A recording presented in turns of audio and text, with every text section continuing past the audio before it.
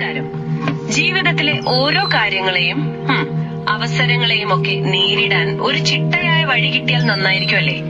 അങ്ങനൊരു ആശയമാണ് നമ്മളിന്ന് കുറച്ചുകൂടി ആഴത്തിൽ നോക്കാൻ പോകുന്നത്. കഴിവ് എന്നൊരു സംരംഭം. നമ്മുടെയൊക്കെ ഉള്ളിലുള്ള കഴിവുകൾ ഉപയോഗിച്ച് പ്രശ്നങ്ങളെ പരിഹരിക്കാനും സമൂഹത്തിന് എന്തെങ്കിലും ചെയ്യാനും നമ്മളെ പ്രാപ്തരാക്കുക. അതാണ് ഇതിന്റെ ഒരു ലക്ഷ്യം. ശരിയാണ്. ഇതൊരു പുതിയ കാഴ്ചപ്പാടാണ്. അതെ, ഈ കഴിവ് മുന്നോട്ട് വെക്കുന്ന ഒരു പ്രധാന ആശയമാണ് യോഗ. ജീവിതത്തിന്റെ എ മുതൽ സെഡ് വരെ ജീവിതത്തിൽ നമുക്ക് വേണ്ട പല സ്കിൽസും അതിനെ യോഗയുടെ 4 പ്രധാന വഴികളുമായിട്ട് ബന്ധിപ്പിക്കുകയാണ്. അതായത് ഭക്തി, കർമ്മ, ജ്ഞാന, രാജയോഗം. ഒരു ഹോളിസ്റ്റിക് അപ്രോച്ച് എന്ന് പറയാം. അതെ, ജീവിതത്തിന്റെ ഒരുവിധം എല്ലാ ഭാഗങ്ങളെയും ഇത് സ്പർശിക്കുന്നുണ്ട്. ഈ എ ടു സെഡ് ഫ്രെയിംവർക്കിൽ നിന്ന് നമ്മൾ ഇന്ന് ഫോക്കസ് ചെയ്യുന്നത് വി ഫോർ വെർച്വൽ എന്ന ആശയത്തിനാണ്. ഇന്നത്തെ കാലത്ത് ഇതിന് വലിയ പ്രാധാന്യമുണ്ടല്ലോ. ഈ ഡിജിറ്റൽ ലോകം, ടെക്നോളജി. അപ്പോ ഇതിന്റെ സാധ്യതകളും ചിലപ്പോ കുറച്ച് വെല്ലുവിളികളും ഒക്കെ യോഗയുടെ കാഴ്ചപ്പാടിലൂടെ എങ്ങനെ കാണാം, എങ്ങനെ ഉപയോഗിക്കാം, അതാണ് നോക്കുന്നത്. ഓക്കെ, നമുക്ക് തുടങ്ങാം. തീർച്ചയായും. ഈ എ ടു സെഡ് ചട്ടക്കൂടിന്റെ ഒരു ഭംഗി എന്താണെന്ന് വെച്ചാൽ അത് ജീവിതത്തെ മൊത്തത്തിൽ കാണുന്നു എന്നതാണ്. എ ആക്ഷനിൽ തുടങ്ങി സെഡ് സീൽ വരെയുള്ള ഏകദേശം 30 തത്വങ്ങൾ ഇതിൽ ഈ പറഞ്ഞ 4 യോഗമാർഗങ്ങളും സ്വാഭാവികമായിട്ട് വരുന്നുണ്ട്. ഇപ്പോ കർമ്മയോഗം എന്ന് വെച്ചാൽ നമ്മുടെ പ്രവൃത്തികളിലൂടെ ഒരു നിസ്വാർത്ഥ സേവനത്തിലൂടെ ലക്ഷ്യം നേടുക. ജ്ഞാനയോഗം അറിവിലൂടെയുള്ള ഒരു വളർച്ചയാണ്. ശരിയാണ്. രാജയോഗം മനസ്സിന്റെ നിയന്ത്രണവും ഭക്തിയോഗം ഒരു സമർപ്പണ ബോധവും.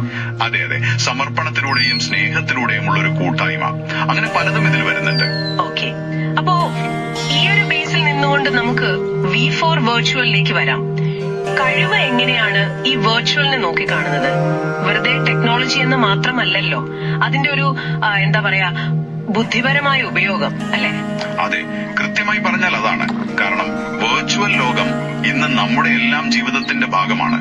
ഒഴിവാക്കാൻ പറ്റില്ല. ആശയവിനിമയം തന്നെ നോക്കൂ. ഇപ്പൊ നമ്മൾ സൂം വഴിയൊക്കെ സംസാരിക്കുന്നു. ലോകത്തിന്റെ എവിടെയുള്ളവരുമായും കണക്ട് ചെയ്യാം. പിന്നെ വിദ്യാഭ്യാസം, കോഴ്സേറ പോലുള്ള സൈറ്റുകൾ, എത്ര കോഴ്സുകളാണ്. ശരിയാണ്. പിന്നെ ബിസിനസ്, ഇ കോമേഴ്സ് സൈറ്റുകൾ വഴിയുള്ള കച്ചവടം, ഇതൊക്കെ വലിയ മാറ്റങ്ങൾ കൊണ്ടുവന്നു. വിവരങ്ങളൊക്കെ വിരൽ തുമ്പിൽ കിട്ടുന്നു. പക്ഷേ അവിടെയാണ് അടുത്ത പോയിന്റ്. ഇതിനൊരു മറുവശം കൂടിയുണ്ട്.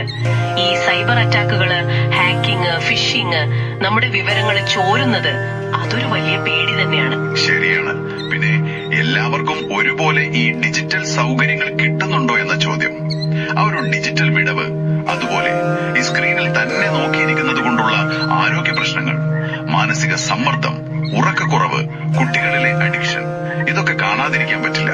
അതെ, അപ്പോ ഈ ഒരു സാഹചര്യത്തിലാണ് കഴിവ് മുന്നോട്ട് വെക്കുന്ന വെർച്വൽ എന്ന ഈ ഒരു മോഡലിന് പ്രസക്തി വരുന്നത് അല്ലേ? തീർച്ചയായും.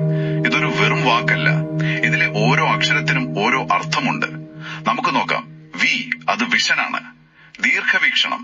അതായത് ഈ ഡിജിറ്റൽ ലോകം എങ്ങോട്ട് പോകുന്നു, അതിന്റെ സാധ്യതകൾ എന്തൊക്കെ, അതേസമയം എന്തൊക്കെ അപകടങ്ങൾ ഉണ്ടാവാം എന്ന് മുൻകൂട്ടി കാണാനുള്ള ഒരു കഴിവ്.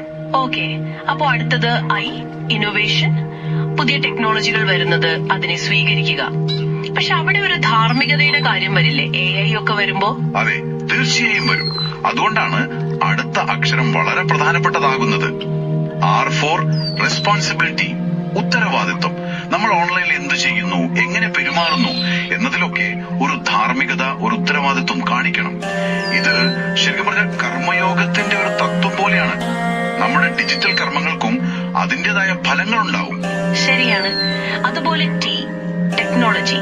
ടെക്നോളജിയെ ഏറ്റവും നന്നായിട്ട് കാര്യക്ഷമമായിട്ട് ഉപയോഗിക്കാനുള്ള അറിവ്. അതെ. പിന്നെ യു, അണ്ടർസ്റ്റാൻഡിങ്, പുരിതൽ. അതായത് അവസരങ്ങളെയും അപകടങ്ങളെയും ഒരുപോലെ മനസ്സിലാക്കുക, രണ്ടും ഉണ്ട് എന്ന് തിരിച്ചറിയുക. ഇതിന് നല്ലൊരു വിവേകം വേണം അല്ലേ? വേണം. അവിടെയാണ് എ വരുന്നത്, അവെയർനെസ്, അവബോധം. സൈബർ സുരക്ഷയെ പറ്റി നമ്മൾ ബോധവാന്മാരായിരിക്കണം. നമ്മുടെ ഡിജിറ്റൽ ഫുട് പ്രിന്റ്സ്, അതിനെക്കുറിച്ചൊരു ശ്രദ്ധ വേണം. അവസാനമായി എൽ, ലേണിംഗ്, പഠനം. ഈ ഡിജിറ്റൽ ലോകം മാറിക്കൊണ്ടേയിരിക്കും. അപ്പോ നമ്മളും പുതിയ കാര്യങ്ങൾ പഠിച്ചുകൊണ്ടേയിരിക്കണം. ഡിജിറ്റൽ സാക്ഷരത കൂട്ടണം.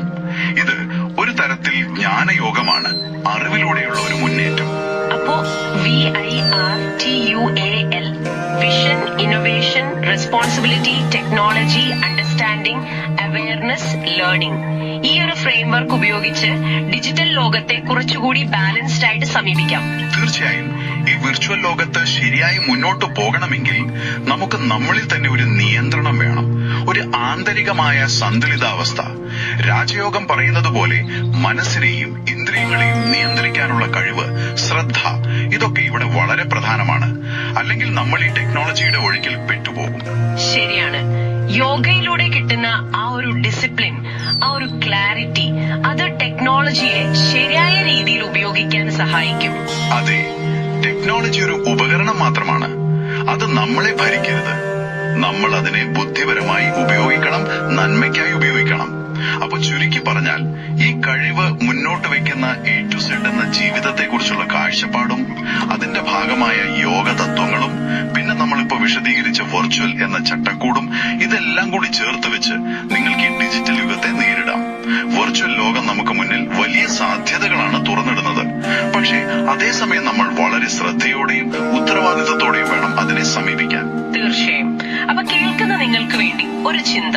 നിങ്ങളുടെ ഈ ഓൺലൈൻ ജീവിതം, ഡിജിറ്റൽ ഇടപെടലുകൾ, അതിനെ കൂടുതൽ അർത്ഥമുള്ളതാക്കാൻ, നിങ്ങളുടെ വളർച്ചയ്ക്ക് ഉപകാരപ്പെടുന്ന രീതിയിലാക്കാൻ ഈ വിഷ്വൽ തത്വങ്ങൾ, vision, innovation, responsibility, technology, understanding, awareness, learning എങ്ങനെ ജീവിതത്തിൽ കൊണ്ടുവരാം.